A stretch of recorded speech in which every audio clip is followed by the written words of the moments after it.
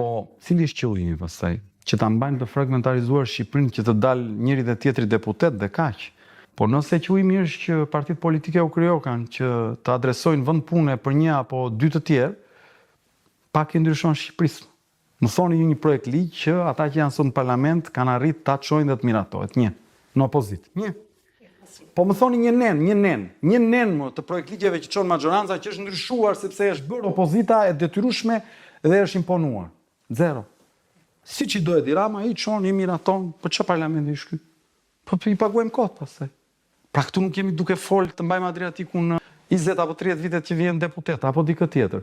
Këtu jemi duke fol për të krijuar një infrastrukturë ligjore që t'i krijojë mundësinë atyre që punojnë dhe atyre që ofrojnë zgjidhje, që populli t'i votojë sepse e di që sipas ligjit zgjedhor këta mund t'ja dalin. Një ligj që dhe ne na vë si të rinj, përballë faktit që duhet të punojmë fort, po dhe nuk duhet jemi arrogant, dhe duhet ta gjejmë fjalën me njëri tjetrin.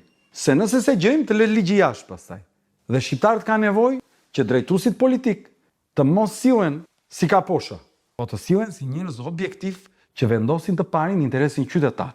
E rëndësishme është që të jetë infrastruktura ligjore që të ta garancojë garën reale. Ne duhet kuptojmë që Shqipëria vlen më shumë se partia, vlen më shumë se secili nga ne, sepse është shtëpia jonë e përbashkët dhe duhet ta ndreqim për fëmijët tanë.